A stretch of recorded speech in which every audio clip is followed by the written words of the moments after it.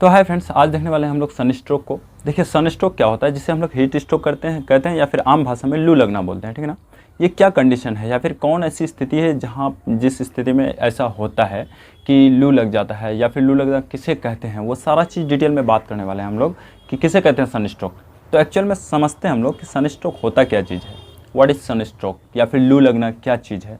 देखिए लू लगता है अक्सर जब एटमॉस्फेरिक टेम्परेचर बहुत ज़्यादा हाई हो जाता है, ठीक है ना, या फिर कहीं एकाएक अचानक से हम लोग बहुत ज़्यादा हाई टेम्परेचर वाली जगह पे पहुंच जाते हैं, तो हमारी बॉडी का जो टेम्परेचर को रेगुलेट करने वाली जो होती है, रेगुलेट करता है, तो वो मेंटेन नहीं कर पाता बॉडी का टेम्परेचर, जिसके कारण हम लोग का बॉडी का जो टेम्परेचर है वो बहुत ज़्यादा हाई हो जाता है, ठीक है ना। इसको अगर ऐसे हम लोग मापने की अगर इससे देखें हम लोग, तो उसमें बॉडी का टेम्परेचर जो है ना इतना हाई हो जाता है, जैसे कि अगर देखें फ़ारेनहाइट में तो 104 यानी कि 104 डिग्री फ़ारेनहाइट तक चले जाता है बॉडी टेम्परेचर। और ऐसे अगर सेल्सियस में देखेंगे तो 40 डिग्री सेल्सियस तक चले जाता है बॉडी का टेम्परेचर। जब बॉडी का टेम्परेचर बहुत ज़्यादा हाई हो जाता है तो इस कंडीशन में क्या होता है कि पेशेंट अनकॉन्शियसनेस, बहुत सारी ऐसी स्थिति है जो कि मैं डिटेल में बताऊँगा सब कुछ आपको, ठीक है ना। तो पहले ये समझते हैं सन स्ट्रोक जो होती है ये किस किस कंडीशन से होती है या फिर क्यों होती है, ठीक है ना। तो इसका पूरा मतलब जितनी भी जानकारी है वो सारा चीज़ मैं 1 बाय 1 बताऊंगा कि इसको कैसे हम लोग सन स्ट्रोक से बचें, या फिर लू जो लगता है तो उससे कैसे बचा जाए, या फिर इसका प्रिवेंशन क्या क्या हो सकता है, इसका डायग्नोस्टिक क्या होती है, या फिर ट्रीटमेंट क्या दिया जाता है, कौन कौन सी मेडिसिन चलाई जाती है। तो वो सारा चीज़ डिटेल में बात करने वाले हैं इस वीडियो में, ठीक है ना। तो आइए उससे पहले बता दूं फ्रेंड्स कि देखिए आप लोग ना वीडियो को स्किप करके देखते हैं, ठीक है ना। ऐसे मत देखा करो यार कोई मतलब नहीं होता है इस तरह से देखने से, ठीक है ना। तो खैर जाने दीजिए, मैं बात कर रहा हूँ अभी हीट स्ट्रोक की, या फिर जिसे हम लोग सन स्ट्रोक कहते हैं, जिसे लू लगना बोला जाता है, ठीक है। इसमें क्या होता है, हम लोग का बॉडी टेम्परेचर क्या होता है कि बहुत ज़्यादा हाई हो जाता है, जिसमें कि 104 डिग्री फ़ारेनहाइट तक या फिर 40 डिग्री सेल्सियस तक चले जाती है, ठीक। तो वैसी कंडीशन को बोला जाता है हीट स्ट्रोक, ठीक है ना। तो ये इसका बहुत सारा कारण है, बहुत सारा रीज़न है, तो वो 1 बाय 1 मैं बताऊंगा, ठीक है आपको।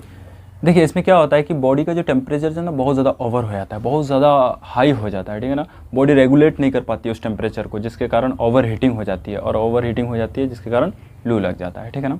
तो इसका कुछ रीज़न है जो मैं बताऊँगा कि कौन कौन से रीज़न है जहाँ पे जिस कंडीशन में मतलब लू लग जाता है, या फिर लू पकड़ लेता है, या फिर हीट स्ट्रोक लगता है, या फिर सन स्ट्रोक बोलते हैं जिसको, वैसा कंडीशन आता है। तो इसके पीछे क्या होता है कि जब एटमॉस्फेरिक टेम्परेचर बहुत ज़्यादा हाई रहता है, तो उस उस टेम्परेचर में अगर हम लोग हैवी वर्क करते हैं, ठीक है ना, तो बहुत ज़्यादा वर्क करते हैं, तो उसमें क्या होता है कि बॉडी का जो फ्लूइड होती है ना वो कम होने लगता है, और जब कम होने लगता है डिहाइड्रेशन की कंडीशन आ जाती है। जब डिहाइड्रेशन की कंडीशन आ जाती है तो क्या होता है, लू पकड़ लेता है, ठीक है ना। सिर में चक्कर वगैरह आ जाता है, जैसे कि गिर जाते हैं, ठीक। और उसके साथ साथ बहुत ज़्यादा अचानक से अगर कि कहीं पे बहुत ज़्यादा हीट है और उस हीट में अगर चले जाते हैं हम लोग एकाएक, तो वहाँ पे भी चांसेस रहता है कि लू पकड़ ले या फिर सन स्ट्रोक मार दे, ठीक है ना। और उसके साथ साथ अगर बहुत ज़्यादा गर्मी में काम करते हैं, हैवी वर्क करते हैं, और अदर वर्क की अगर बात करें, जैसे कि देखो फ्रेंड्स, उसके साथ साथ अगर देखा जाए तो जैसे कि डिहाइड्रेशन की कंडीशन में अक्सर मतलब ज़्यादातर अगर लू पकड़ता है ना, तो डिहाइड्रेशन की कंडीशन में बॉडी का जो वाटर होती है वो या फिर फ्लूइड जो होती है वो कम हो जाता है, तो उसके कंडीशन में अक्सर देखा गया है कि ऐसा हो जाता है, ठीक है ना, यानी लू पकड़ लेता है। तो उस डिहाइड्रेशन को कंप्लीट करने के लिए, या फिर उस डिहाइड्रेशन ना हो तो उसके लिए ज़्यादा से ज़्यादा मतलब फ्लूइड का इंटेक करें, यानी पानी उनी ज़्यादा पिएँ, ठीक है ना। तो ये तो हो गया कुछ रीज़न की ऐसे ऐसे कंडीशन, यानी इन सारे रीजन्स में लू लगने का चांसेस रहता है, या फिर हीट स्ट्रोक आने का चांसेस रहता है, ठीक। तो अब देखने वाले हैं हम लोग इसका साइन एंड सिम्टम्स, क्या क्या लक्षण देखा जाता है इसमें, देखिए, ताकि कैसे हम लोग को पता चलेगा कि इसे हीट स्ट्रोक आया है या फिर सन स्ट्रोक लगा है, तो उसका सिम्टम देख करके ही पता चलेगा ना, ठीक है। तो उसका सिम्टम क्या क्या है वो सारा चीज़ बता रहे हैं आप। देखिए इसमें तो सबसे पहले बॉडी का टेम्परेचर जो बहुत ज़्यादा हाई हो जाती है, ठीक है ना, बहुत ज़्यादा हाई, जैसे कि मैंने शुरू में बताया कि 104 यानी 104 डिग्री फ़ारेनहाइट या फिर 40 डिग्री सेल्सियस तक चले जाता है बॉडी का टेम्परेचर।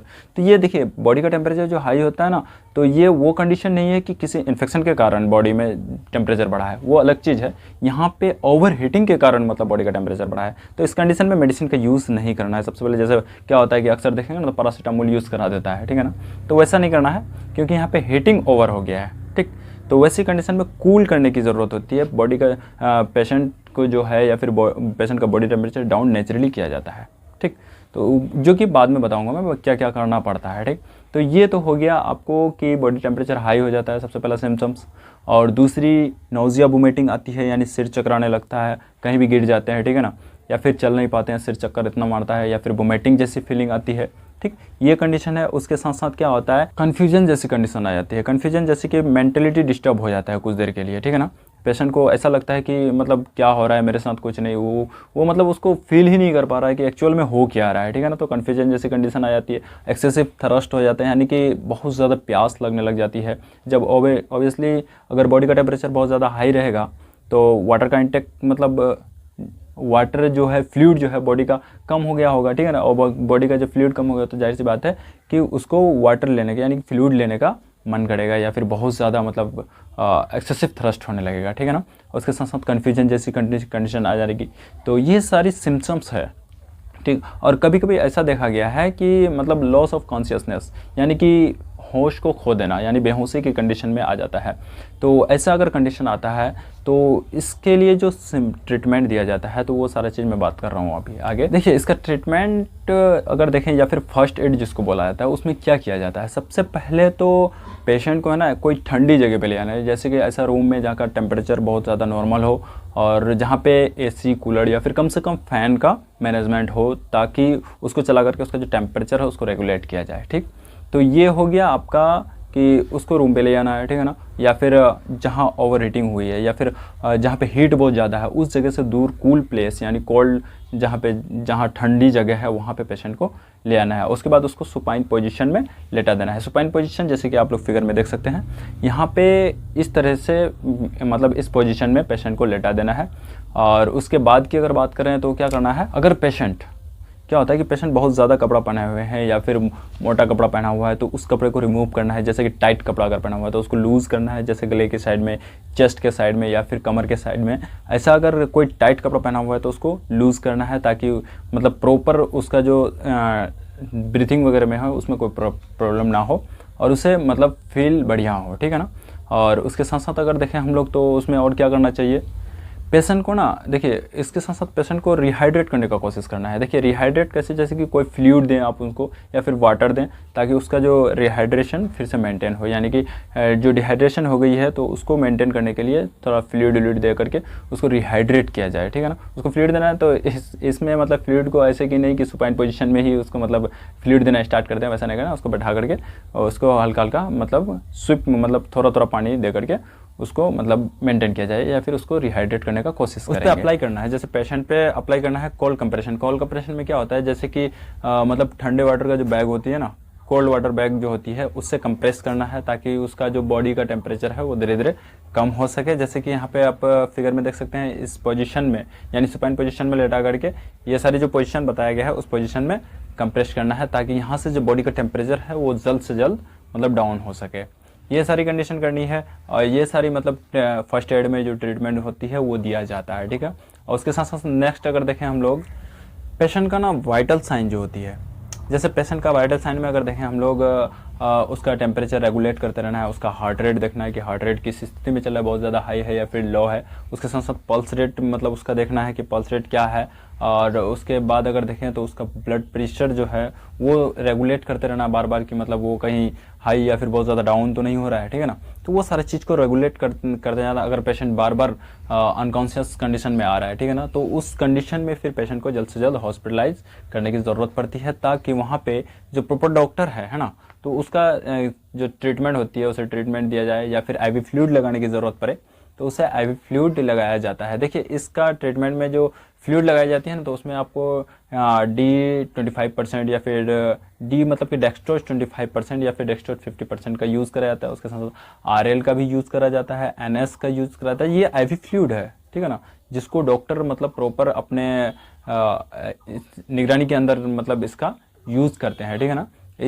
ताकि पेशेंट का जो डिहाइड्रेशन है उसको ठीक किया जाए, उसको रिहाइड्रेट किया जाए, ठीक ठीक है ना।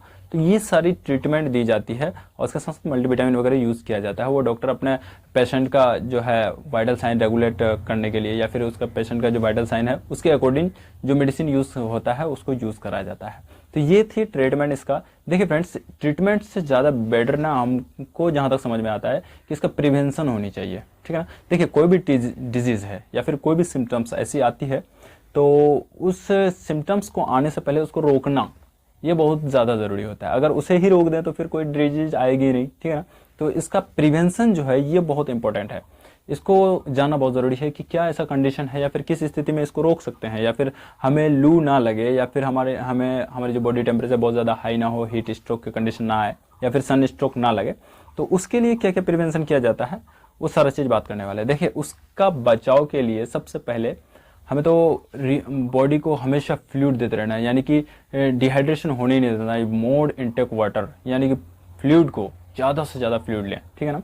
तो उसके लिए आप प्रॉपर डाइट, मतलब डाइट को भी मेंटेन करना है और डाइट में ज़्यादातर फ्लूइड वाला सामान जो है, ठीक है ना, जैसे कि ग्रेप्स हो गया, वाटरमेलन हो गया, उसके बाद कोकोनट वाटर हो गया। तो ये सारा चीज़ को ज़्यादा से ज़्यादा इंटेक करना चाहिए, ठीक है ना, ताकि बॉडी का जो फ्लूइड है वो कम ना हो या फिर इलेक्ट्रोलाइट जो है वो अनबैलेंस ना हो, ठीक है ना।